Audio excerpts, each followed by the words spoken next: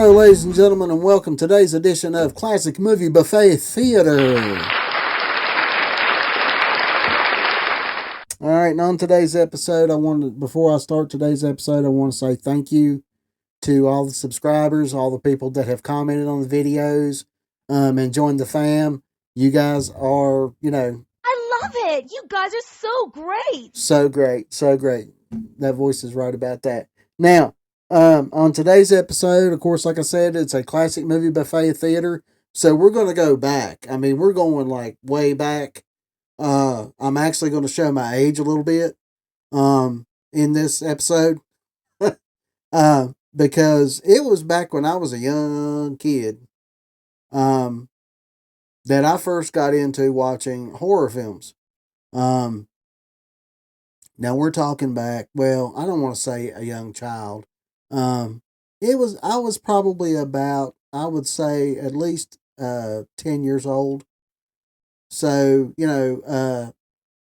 about, well, it was about 1980, 81 when I first started getting into real like horror films. But I did watch a lot of the classic films as well. Getting into that. And my first, I want to say, real introduction into horror films was thanks to the then, still exists today, the USA Network on cable. They had a couple of shows that would come on. One would come on, they both came on Saturday. And one would come on Saturday afternoon and the other one would come on Saturday evening. So at those two times on Saturdays, I would watch Saturday morning cartoons and then click it right up to watch USA Network for the horror film that would come on, and then turn it back later that evening around 8 o'clock to watch more horror films. And of course, then they had the Up All Night with Rhonda Shear, and then there was something else that they did that was an Up All Night before Rhonda Shear came in. And I would watch that on the weekends all night long. Or try to. Sometimes I'd fall asleep, sometimes I wouldn't, sometimes I'd make it all night long. But today's film we're going to talk about is a film directed by Brian Clemens. Now, this was the only film that Brian Clemens, that I have found in my research anyway, directed. The other films was he had either written, he wrote. So he was a writer director, but he only directed one film. The rest of them he was involved in the screenplay or the writing of the film. So he was the writer for Watcher in the Woods.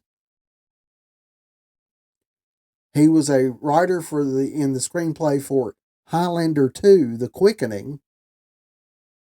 And he wrote several stories for the Perry Mason TV movies. The one that I've got down here is Perry Mason, The Case of the Glass Coffin. Now, those were regular on NBC. I think it was like on a Sunday night they would show a Perry Mason mystery, and it was a 2-hour movie. Those when I was younger, those were cool. I really enjoyed watching Perry Mason, the black and white show, and the colorized movies that they showed. So this film is called Captain Kronos, Vampire Hunter, and it came out in 1974. Like I said, it was directed by Brian Clemens, and it stars a Horst Janssen. Now, this is the only film that I have ever seen Horst Janssen in, basically because he's a German actor. So a lot of the films that he was in after this were German films. There may have been a couple of TV movies, but I've never seen anything other than this film starring him. So he also played in a film called The Broken Crown. He did a film called The Privilege. And he did one called The Night a Village Vanished. Now, like I said, This is Captain Kronos is the only film I've ever seen him in, so I've seen none of those. And the film also starred a John Carson, who plays Dr. Marcus in this movie. He starred in Operation Delta Force 3, My Daughter's Keeper, and he played in the film Doomsday in 2008. Now, Doomsday I have seen before. I thoroughly enjoyed that film. I liked it a whole lot. Now, the Operation Delta Force films were different from the Delta Force films with Chuck Norris. So don't get those mixed up, because I know I did. But it was, Delta Force 1 and Delta Force 2, and then that's when I think the Operation Delta Forces kicked in. Those didn't have Chuck Norris in those. But I do believe some of them did have Mike Norris in those. Excuse me. And the movie also stars a Carolyn Monroe. Now, I have seen Carolyn. She plays the character of Carla in this film. But I have seen Caroline in some other films, and I didn't realize it until I looked it up. She also starred in Maniac from the 80s. That was a great film. She also starred in Slaughter High, which was a good slasher film from the 80s. And she also starred in James Bond's The Spy Who Loved Me. Now, I know I've seen her in that because I own all the James Bond films. I enjoy the James Bond films. So I know I've seen her in those. And I've seen her in Slaughter High. Slaughter High was a great slasher film. So it was Maniac. All right, so the plot for this film is a master swordsman and former soldier and his hunchback assistant hunt vampires. Okay, it's a Hammer film, so it's going to be kind of campy, because most of the Hammer films were. But despite that fact, some of the Hammer films that came out were tremendous. I mean, they were epic, campy goodness. Okay, so let's go in and take a look at the trailer for Captain Kronos, Vampire Hunter. Here we go.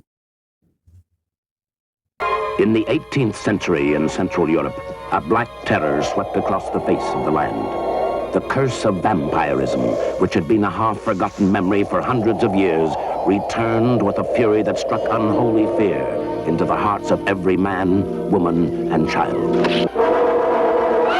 One man dared to make a stand against this evil epidemic. One man dared to hurl a challenge of cold steel against the terror of the undead. He was Captain Kronos, Vampire Hunter.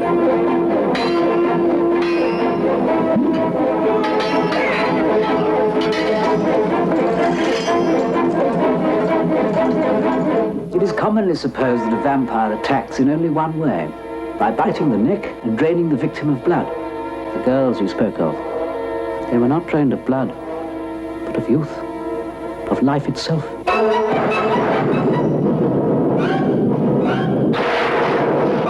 You see? He's been bitten on the mouth. God's sake, I survived the vampire's bite. He is not the man you are. I'm doomed. My soul a never-ending torment. Kill me! Kill me!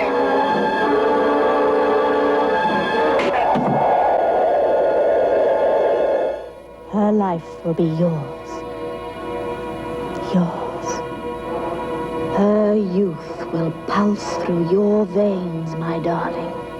Replenishing, restoring. Take her.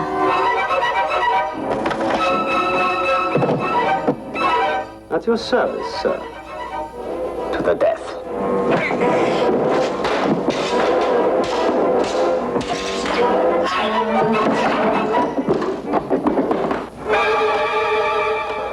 Yes, you bleed, my lord. This is God's blade. Forged for your black heart.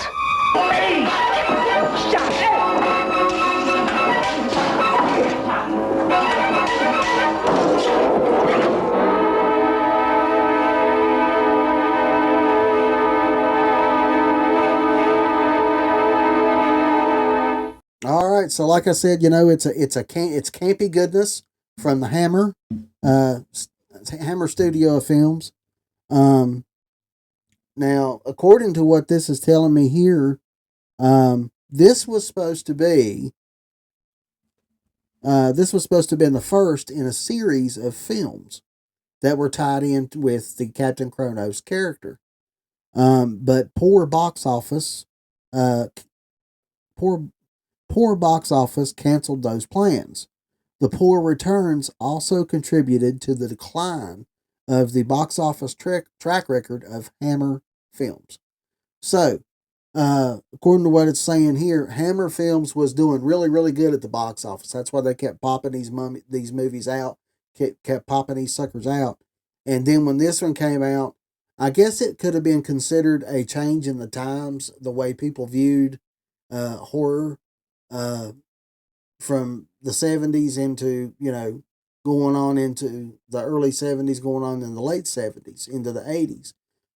So it changed a lot of people's views on horror over that time period, and this movie didn't do so well at the box office.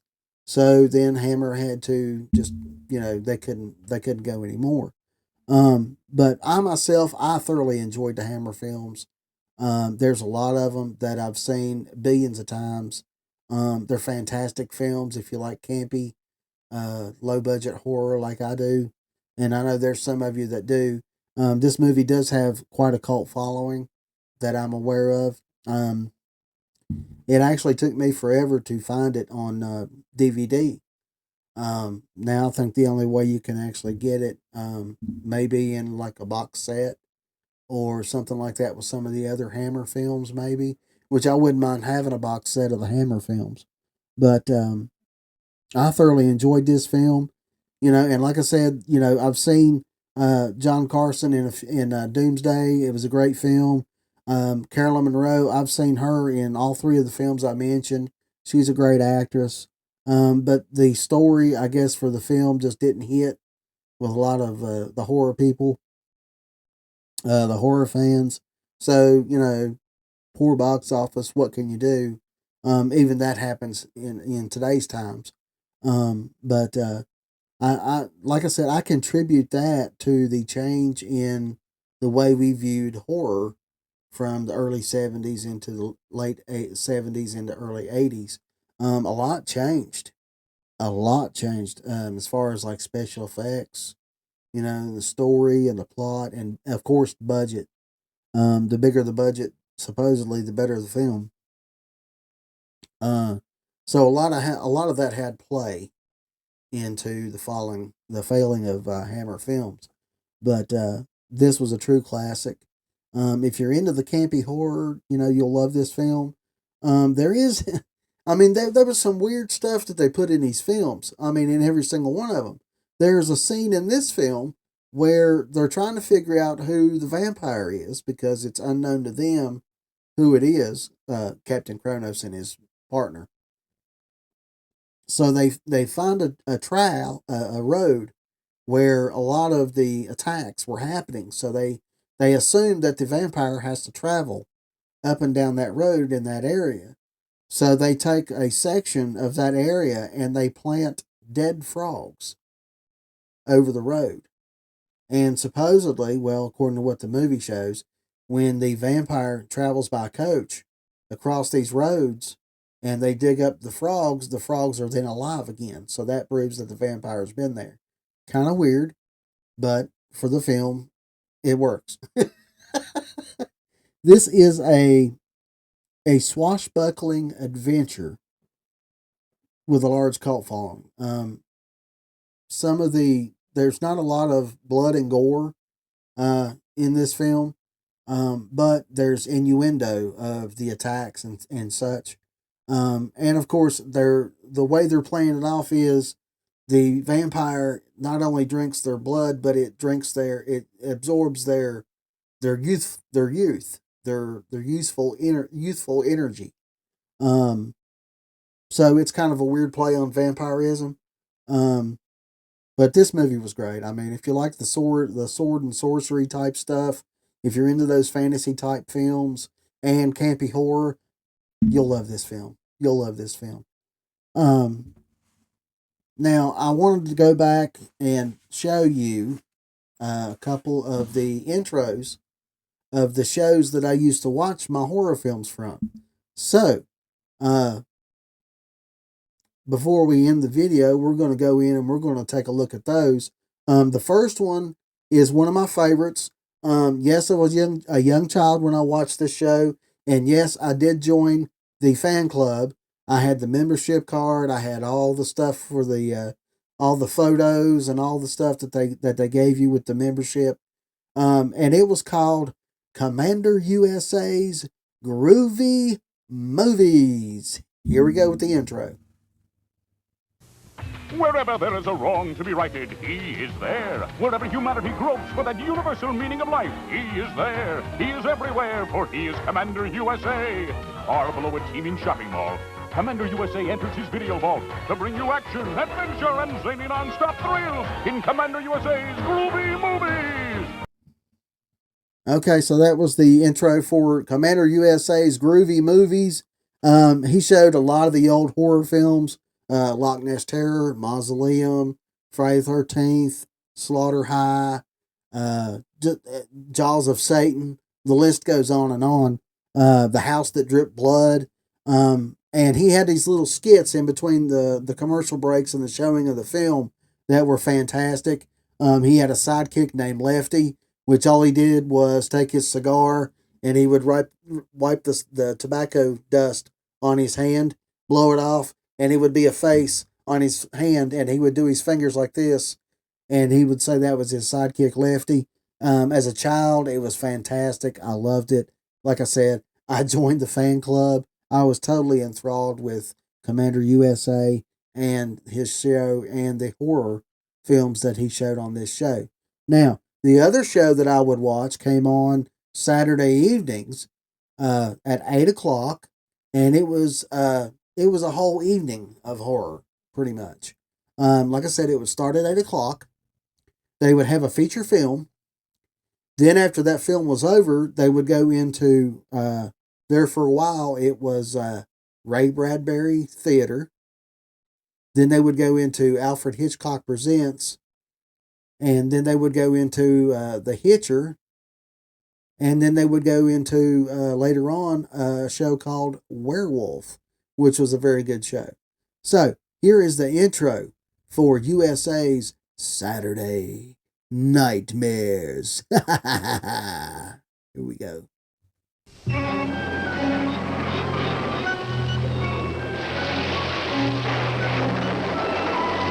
Just when you thought you were safe, the terror continues with another chilly tale tonight on USA Network's Saturday Nightmares.